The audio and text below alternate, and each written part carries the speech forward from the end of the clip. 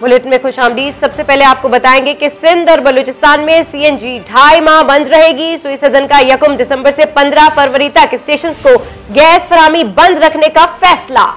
तर्जुमान के मुताबिक घरेलू सारिफीन की जरूरत पूरी करने के लिए फैसला किया गया। सीएनजी स्टेशन एसोसिएशन ने इकदाम को जुल्म करार दिया। सिर्फ 15 से 20 MMCFD गैस लेने वाले स्टेशन को बंद करना जुल्म है। 2.5 माह तक मुसलसल बंदिश से कारोबार खत्म और हजारों लोग बेरोजगार हो जाएंगे। सीएनजी स्टेशन 2 माह के लिए बंद हो जाएंगे तो हम कहां जाएंगे? लाखों लोग बेरोजगार हो जाएंगे। रक्षा ड्राइवर्स परेशान हो गए। ट्रांसपोर्टर्स अलग महंगाई का रोना रो रहे हैं। कहते हैं ट्रांसपोर्ट चलाना मुमकिन नहीं रहा। सीएनजी बंदिश पर लोग क्या कहते हैं, ये सुनवाते हैं आपको। महीने जो सीएनजी बंद हो गया, हम गरीब आदमी कहाँ जाएंगे? लाखों बेरोजगार हो जाएंगे लोग। 2-2.5 महीने बंद होगी, मालिक को स्टाफ निकाल देगा। तकरीबन हमारा 20-25 बंदों का स्टाफ है। हमारा गुजारा कहाँ होता है? फिर मजदूरी करेंगे, रक्षा बंद करेंगे, दरपदर हो जाएंगे हम तो। वैसे भी दरपदर तो हैं इस हुकूमत में। और बेहतर हो जाएगा, इसलिए कि सीएनजी रक्षा खराब कर देता है और पेट्रोल सही रखता है। हर चीज़ महंगी है, ऑयल महंगा है, पेट्रोल महंगा है, डीजल महंगा है, ट्रांसपोर्ट के कहाँ जाए? मसले हमारे लिए ट्रांसपोर्ट चलाना बहुत मुश्किल हो गई है। सीएनजी स्टेशंस की बंदिश सिंध के साथ ज्यादती है। वजीर तवानाई सिंध इम्तियाज शेख ने इल्जाम लगाया कि सूबे के अवाम को दीवार से लगाया जा रहा है। सीएनजी एसोसिएशन के रहनुमा गयास पराचा का कहना है 450 अरब रुपए की इंडस्ट्री को तबाह किया जा रहा है।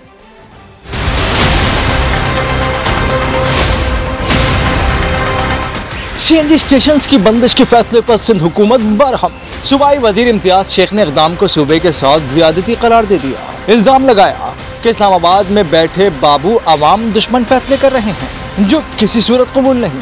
जानबूझकर सिंध के लोगों को सजा दी जा रही है वोट न देने की, और उनको मतलब इतना तंग किया जा रहा है, दीवार से लगाया जा रहा है। पता नहीं क्या करने जा रहे हैं। मतलब हमारे अजहर साहब और उनकी टीम जो है, वज़ीर आज़म नोटिस भी नहीं, और नोटिस देते हैं तो मतलब होता कुछ नहीं है, अगर कहते भी हैं तो। सीएनजी एसोसिएशन के ओहदेदार गयास पराचा ने फैसले को गैर मुनसिफाना करार दिया। कहा 450 अरब की इंडस्ट्री को तबाह किया जा रहा है।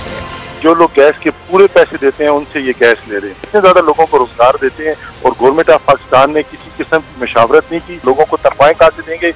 लोगों पे एक्शन करना चाहिए। जो गैस की इम्पोर्ट में ना रुकावट बने हुए हैं उनको तब्दील किया जाए। गयास पराचा ने कहा कि हुकूमत को सीएनजी स्टेशंस की बंदिश के बजाय दीगर ऑप्शन पर गौर करना चाहिए था। उन्होंने पूछा कि अब हम अपने घर कैसे चलाएं? लीगी रहनुमा हमजा शहबाज कहते हैं हुकूमत ने अवाम से हर सुख छीनने का मुकम्मल इरादा कर रखा है। पूरा मुल्क गैस बहरान की लपेट में है। लोग लकड़ियां जलाकर खाना पकाने पर मजबूर हो चुके हैं। हुकूमती नाअहली का एतराफ खुद मुशीर खजाना ने भी कर लिया है।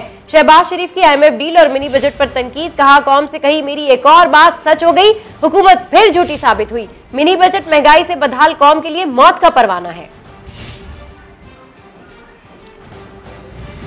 और अब ये खबर कि कराची के इलाके गार्डन में फ्लैट में आग लग गई। एक खातून जाँ बहक हो गई। 3 अफराद जख्मी भी हुए जिन्हें तिब्बी इमदाद के लिए अस्पताल मुंतकिल कर दिया गया है। बात कर लेते हैं, शाहनवाज अली कादरी हमारे साथ हैं। शाहनवाज, क्या इत्तलात हैं आपके पास इससे मुताल्लिक?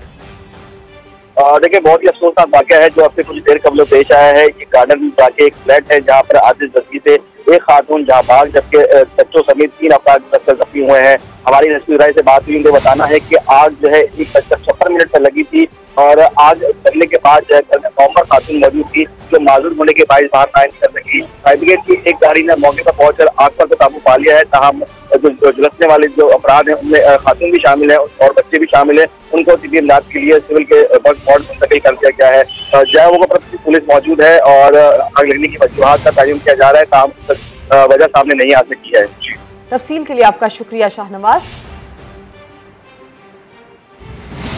लाहौर में हुए आसमा जहांगीर सेमिनार की गूंज अब तक बाकी है। वजीर आजम ने झिलम में यूनिवर्सिटी की तकरीब से खिताब में सेमिनार का जिक्र किया। कहा जिस तकरीब में सुप्रीम कोर्ट के जजेस बुलाए गए उसका चीफ गेस्ट एक ऐसे शख्स को रखा गया जिसे इसी सुप्रीम कोर्ट ने पब्लिक का पैसा चोरी करने पर सजा दे रखी है। इमरान खान ने कहा कि करप्शन को बुरा ना समझकर मैसेज दिया जाता है, डाका मारना है तो बड़ा डाका मारो। हमारा जो सबसे बड़ा मसला लीडरशिप, कैरेक्टर लीडर का वो नहीं है। कभी भी एक खुद गर्ज आदमी लीडर नहीं बन सकता। लीडर हमेशा अपनी जात से निकल के बड़ा सोचता है। कायदे आज़म मोहम्मद अली जिन्ना, नेल्सन मंडेला अपनी आप को कुर्बान कर देते हैं कि कौमों के लिए। कभी बुज़दिल इंसान लीडर नहीं बन सकता। मदीना की रियासत कुरान की आयत के ऊपर था, अमर बिल मारूफ, अच्छाई को उठाओ और बदी को खत्म करो। एक माशरा जो होता है वो उसकी बुनियाद इस पर रखी जाती है। अभी एक हाल ही में सेमिनार हुआ, पाकिस्तान के सुप्रीम कोर्ट के जजेस बुलाए गए, लेकिन चीफ गेस्ट उसको बुलाया गया जिसको उसी सुप्रीम कोर्ट ने पब्लिक का पैसा चोरी करने की सजा दी और वो झूठ बोल के मुल्क से बाहर भागा हुआ है। जब आप बुराई को बुराई नहीं समझते, जब आप करप्शन को बुराई नहीं समझते, हम ये मैसेज देते हैं कि डाका मारना तो बड़ा डाका मारना, तो उस माशरे में मेहनत कौन करेगा? माशरा तो तबाह हो जाता है। आपको एटम बम मारने की जरूरत ही नहीं पड़ती उस माशरे की जिसकी मोरालिटी खत्म हो जाती है। अब आपको ये बताएं कि इलेक्शन कमीशन पंजाब में NA 133 में ज़िमनी इलेक्शन से मुतालिक इजलास में अहम फैसले हुए हैं। अदालत ने मुतालिका इदारों को ज़िमनी इंतखाबात की तैयारी जारी रखने और मुतालिका इदारों को वीडियो स्कैंडल की रिपोर्ट बर वक्त जमा करवाने की हिदायत कर दी। सूबाई इलेक्शन कमिश्नर का कहना है वीडियो स्कैंडल वाक़े की मुकम्मल तहकीकात की जाएंगी। Video scandal report election commission Islamabad भिजवाई जाएगी। वोट खरीदने में जो भी मुलविस है सामने लाया जाए, पीपल्स पार्टी ने मुतालबा कर दिया। राजा परवेज अशरफ का कहना है कि हम तो चंदा करके इलेक्शन लड़ते हैं, हम पर वोटों की खरीदारी की तोहमत नहीं लग सकती। मजीद क्या कहा, आपको सुनवाते हैं। हमारी भी ख्वाहिश है कि इसका खोज लगाया जाए, हम अपने तौर पर भी लगा रहे हैं, क्योंकि पाकिस्तान पीपल्स पार्टी के जो हमारे उम्मीदवार हैं वो एक सफेद पोश मिडिल क्लास के लोग हैं। हम लोग तो चंदा इकट्ठा करके तो ये जो बैनर्स और झंडे बनाते हैं, और ये तोहमत पीपल्स पार्टी पर नहीं लग सकते जी। अगर कोई कोशिश भी करेगा तो नहीं लगा सकेगा कि हमने किसी की वोट खरीदी है। हमने कभी किसी का ज़मीर नहीं खरीदा। साबिक चीफ जस्टिस साकिब निसार की मुबैना ऑडियो टेप जिसके केसेस से मुतालिक है वो अदालत नहीं आए तो हम किस कानून के तहत तहकीकात की दरख्वास्त सुने। इस्लामाबाद हाई कोर्ट के चीफ जस्टिस ने अहम सवालात उठा दिए। सदर सिंध हाई कोर्ट बार की दरख्वास्त के काबिल समात होने पर अटॉर्नी जनरल से भी मुआवनत लेने के लिए 8 दिसंबर को तलब कर लिया। सुहेल रशीद रिपोर्ट करेंगे।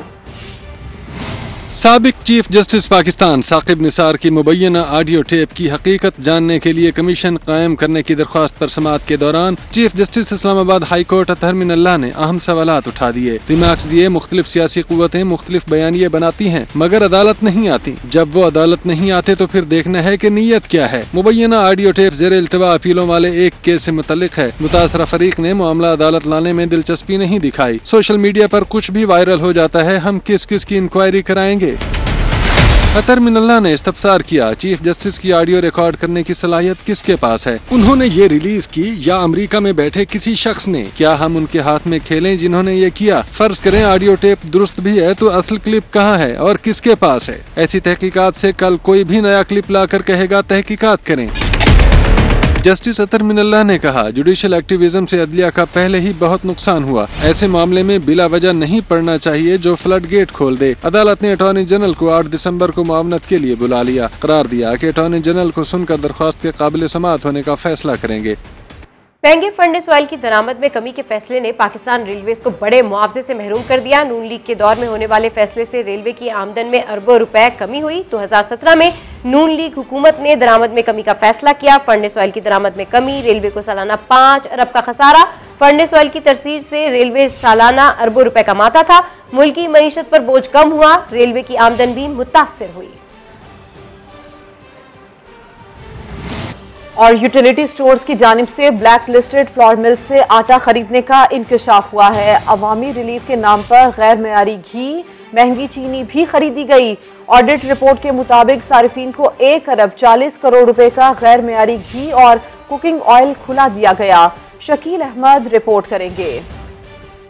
गैर मयारी आटा हो या मुजरे सेहत घी, खाना तो आवाम ने है हमारी बला से। यूटिलिटी स्टोर्स कॉर्पोरेशन ने आवाम की सेहत का ख्याल किया, न ही कौमी खजाने का। 2 ब्लैक लिस्टेड कंपनियों बाबा फ्लावर मिल्स और न्यू औरकज़ई ट्रेडर्स से 7 करोड़ 71 लाख का आटा खरीद कर आवाम को खिला दिया। ऑडिटर जनरल ने यूटिलिटी स्टोर्स कॉर्पोरेशन के हुकाम की बेहिस्सी और सरकारी खजाने के बेदरेग इस्तेमाल का भांडा फोड़ दिया।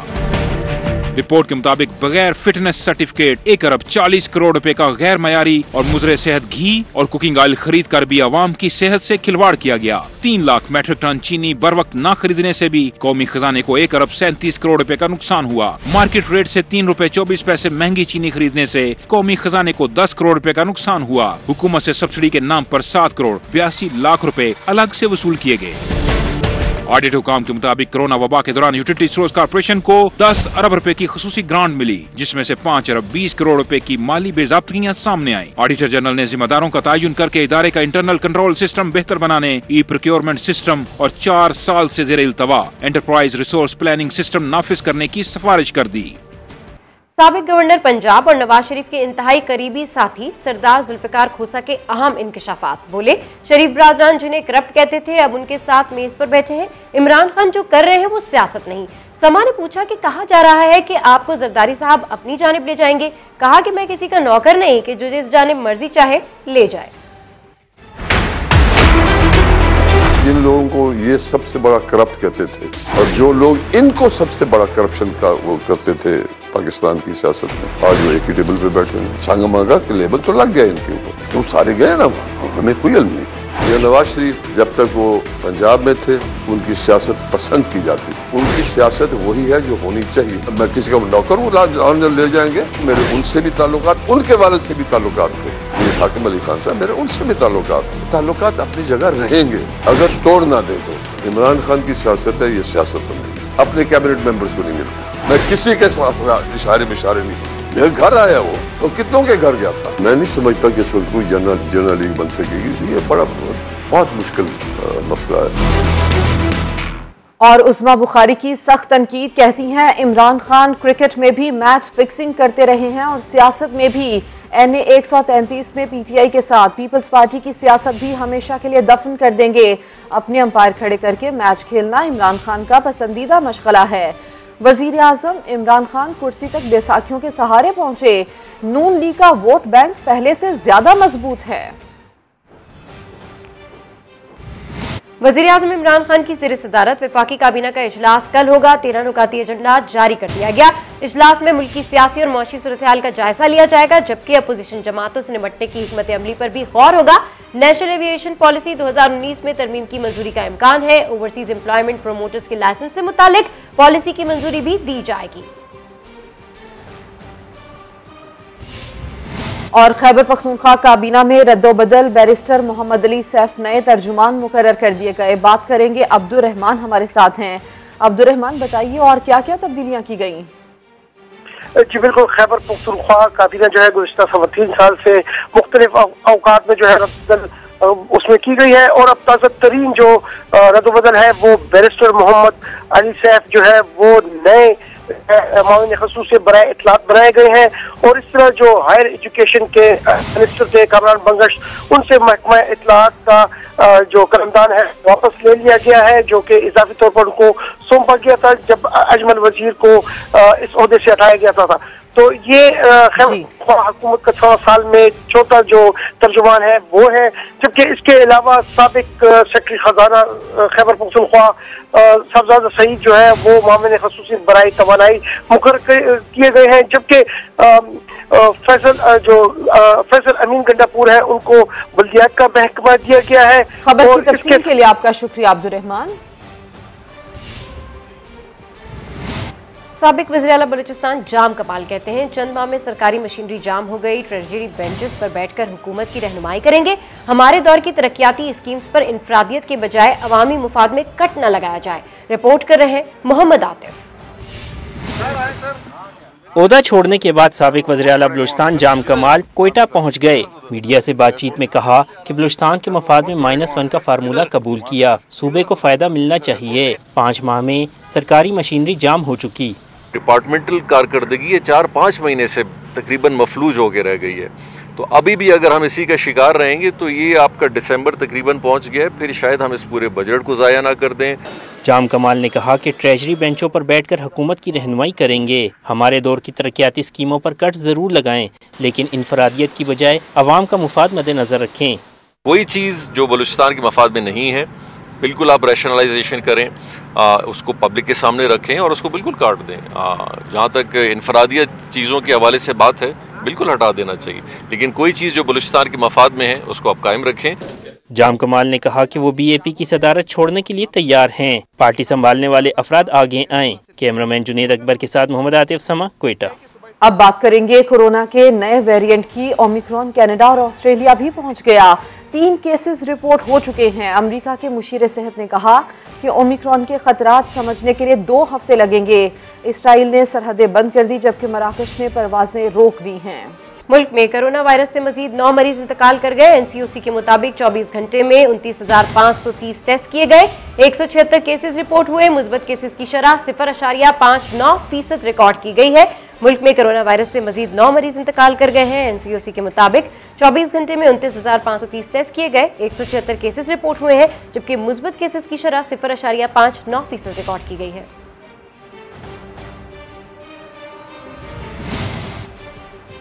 पंजाब में डेंगू केसेस की तादाद 25,000 से बढ़ गई है। लाहौर में डेंगू से मुतासर 2 मरीज इंतकाल कर गए। सूबे में हलाकतों की तादाद 144 हो गई है। हैदराबाद में डेंगू से 12 साला बच्ची जाँ बहक हो गई। पख्तूनख्वा में केसेस में कमी। 24 घंटे में 36 मरीज सामने आ चुके हैं। सीनियर सहाफ़ी मोहम्मद ज़ियाउद्दीन 83 साल की उम्र में इंतकाल कर गए। उनकी पेशावराना जिंदगी पर नजर डाल रहे हैं उस्मान खान अपनी इस रिपोर्ट में। पाकिस्तानी सहाफत का एक और दरख्शंदा बाब बंद हो गया। मोहम्मद ज़ियाउद्दीन तवील अलालत के बाद इस्लामाबाद में इंतकाल कर गए। मरहूम 6 दहाइयों तक सहाफत से मुंसलिक रहे। आखिरी सांस तक आजादी सहाफत के लिए आवाज बुलंद करते रहे। मोहम्मद ज़ियाउद्दीन 1938 में हिंदुस्तान के शहर मद्रास में पैदा हुए। तकसीम हिंद के वक्त अहले खाना के हमरा मशरकी पाकिस्तान हिजरत की और ढाका यूनिवर्सिटी से फार्मेसी में BSc की डिग्री ली। 1960 में मगरबी पाकिस्तान आकर कराची यूनिवर्सिटी से सहाफत की तालीम हासिल की। मरहूम ने पाकिस्तान प्रेस एजेंसी से बतौर जूनियर रिपोर्टर अमली सहाफत का आगाज किया। 60 साल के सहाफती कैरियर के दौरान मरहूम Dawn, the Muslim, the News और एक्सप्रेस ट्रिब्यून में बतौर एडिटर खिदमात इंजाम देते रहे। वजीर आजम, चेयरमैन सेनेट, स्पीकर कौमी असम्बली शहबाज शरीफ, फवाद चौधरी और फरूख हबीब समेत मुख्तलिफ शख्सियात का कहना है सहाफत के लिए मरहूम की खिदमात हमेशा याद रखी जाएंगी। उस्मान खान, समा, इस्लामाबाद। खेल का रुख करते हैं। चिटागोंग टेस्ट पर पाकिस्तान की गिरफ्त मजबूत हो गई है। बांग्लादेश 202 रन के ताकुब में पाकिस्तान की बैटिंग जारी है, जबकि जीत के लिए 100 रन दरकार हैं। बांग्लादेश की टीम दूसरी इनिंग्स में 157 रन बनाकर आउट हुई थी। कमर्शियल प्लॉट्स को ठिकाने लगाने की शिकायत। एंटी करप्शन की टीम ने KDA के दफ्तर पर 1 माह के दौरान चौथा छापा मारा। छापे के दौरान गुलिस्तान जौहर, सुरचानी और करंगी के कई प्लॉट्स का रिकॉर्ड तहवील में ले लिया गया है। बात कर लेते हैं मोहम्मद अली हफीज से। अली, बताइए इस कार्रवाई से मुताल्लिक। जी बिल्कुल, कराची में गुलिस्तान जौहर, कुरंगी और सरजानी में KDA के बड़े बड़े कमर्शियल प्लॉट हैं, जिनमें जो है गैर कानूनी तौर पर इनको अलॉटमेंट किया गया है, हेरफेर की गई है, उनमें बेज़ाब्तगियां जो है वो सामने आई थी। KDA के खिलाफ जो है इस मामला के खिलाफ एंटी करप्शन जो है बड़ी तहकीकात कर रहा है। तहकीकात के सिलसिले में आज जो है 4थी मरतबा जो है 1 माह के दौरान KDA पर रेड किया है। महकमा एंटी करप्शन ने कमर्शियल ब्रांच जो है, कमर्शियल सेक्शन जो है, वहां पर एंटी करप्शन की टीम जो है 2 घंटे जायद जो है बैठी रही। तमाम रिकॉर्ड की छानबीन की गई, उसके बाद रिकॉर्ड तहवील में ले लिया गया। अली हफीज, तफसील के लिए आपका शुक्रिया। कराची के नस्ला टार की बालाई मंजिलें गिराने का काम सुस्त रवि का शिकार है। छत पर मशीनें मौजूद हैं, मगर मजदूर अब भी हथौड़ों के साथ ही काम कर रहे हैं। क्या वजह है, ये जानते हैं सलमान अहमद से, जो असिस्टेंट कमिश्नर फिरोजाबाद के साथ मौजूद है। जी सलमान। नुमाइशी मजदूरों को उस वक्त जो है फौरी तौर पर बुलाया गया, उसके बाद भगा दिया गया, सिर्फ तादाद बढ़ाने के लिए। इसके ऊपर कोई एक्शन लिया? पहली दफा आए थे वो मजदूर सारे। मेरी बात सुने, मैं अभी आई हूँ, मैंने अभी आके इसको देखा है। आपने आपकी जो बात है, आपकी जो न्यूज़ है, इसको मैं अभी इन्वेस्टिगेट कर रही हूँ। फास्ती मैयर के नतीजे में हम आपको भी रिक्वेस्ट कर रहे हैं, भाई आप बिल्डिंग के करीब मत जाए। आपके ठेकेदार शेर खान साहब खुद मीडिया को कल यहाँ पर लेकर गए। हमारे पास 4 से 5 मीडिया वाले ऐसे हैं जो अभी मौजूद है, जो कल गए थे, खुद लेकर गए। वो 144 की खिलाफ वर्जी तो वो खुद करवा रहे, मीडिया को खुद लेके जा रहे हैं अंदर बिल्डिंग के। कुछ गलती हुई है उसके बिहाफ पे, तो हम उसको जो है वो एड्रेस करने की पूरी कोशिश करेंगे। आपका थैंक यू कि आपने इस चीज़ को जो है वो हाईलाइट किया। मशीनरी 2 रोज हो गए ऊपर क्रेन के जरिए छत पर पहुंचा दी गई इमारत की, अभी तक उसका इस्तेमाल ही नहीं किया गया, वो सिर्फ नुमाइशी के तौर पे लेके जाई गई है। बिल्कुल भी नहीं, उसका इस्तेमाल हम तब करेंगे जब हमें लगेगा कि उसका कोई किसी जो उसका इस्तेमाल है वो बिल्कुल ठीक है। उस पर हमारे SPCA के इंजीनियर्स ने हमें मना किया है। फिलहाल उन्होंने कहा है कि अभी आप मशीनरी को इस्तेमाल नहीं करेंगे। सलमान, तफसील के लिए आपका शुक्रिया। और साबिक एडमिनिस्ट्रेटर KMC फहीमुज़्ज़मान की चेयरमैनाबाद मोहसिन शेखानी को नया दिन में ऑफर, कहाँ आए मिलकर सिंध हाई कोर्ट चलते हैं, मुतालबा करेंगे कि अदालत नस्ला के मसले पर विफाकी इदारे से तहकीकात करवाए। बिल्डर मुलव्वस है या सिंध हुकूमत, अदालत तय करे और मुआवजे की अदायगी का हुक्म दे। मोहसिन शेखानी अदालत जाने के लिए तैयार हो गए।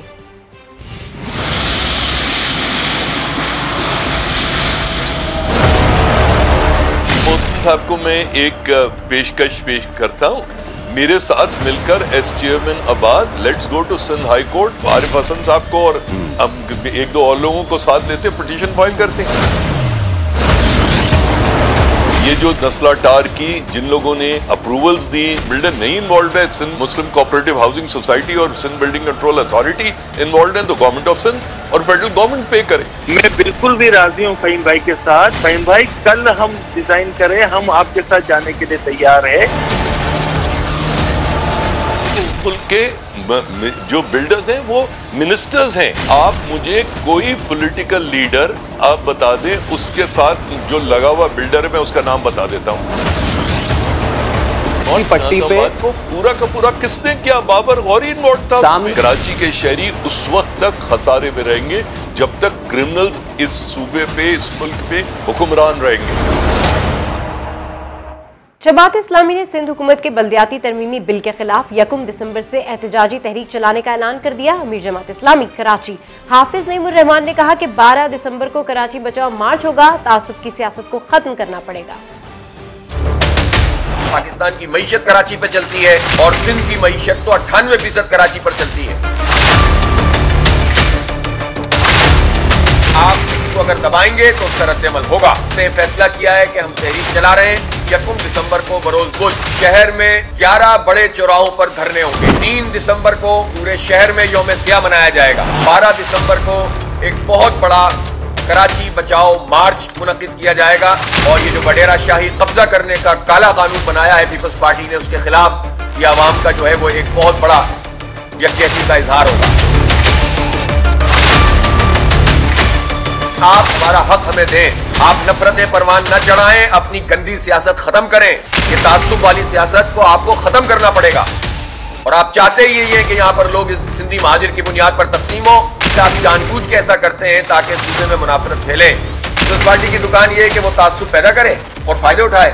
MQM की दुकान ये है कि ये शोशा छोड़े। पीपल्स पार्टी अपनी इस्ताइयत का मुजाहरा कर रही है, उसकी वजह ही यही है कि इतनी कमजोर अपोजिशन उसको यहाँ पर दस्तयाब है। ये कराची के लोगों को गुलाम बनाने का जो निजाम है इसको हम कबूल नहीं कर सकते।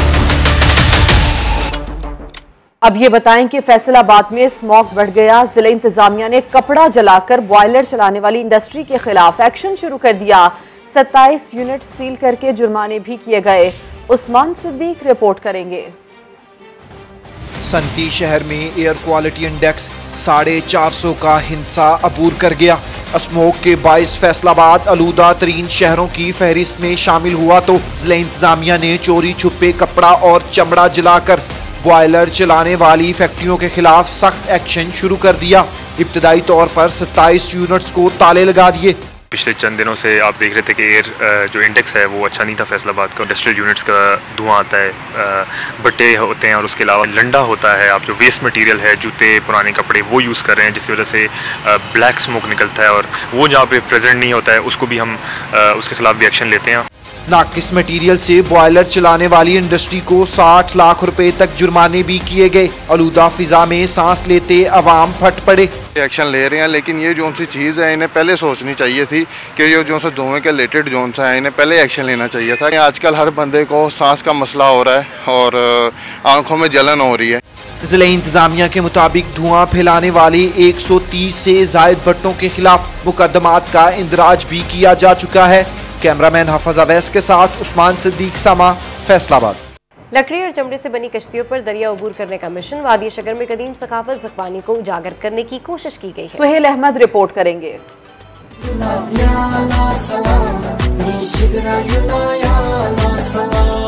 लकड़ी और चमड़े से बनी कश्तियों पर सवार ये काफिला दुनिया की दूसरी बुलंद चोटी केटू की वादी शगर में है। मुकामी अफराद ने कदीम सकाफत को रोशनास कराने के लिए मेले का इनेकाद किया, जिसमें शुरका दरिया में 70 किलोमीटर का फासला तय करके स्कर्दू पहुँचेंगे।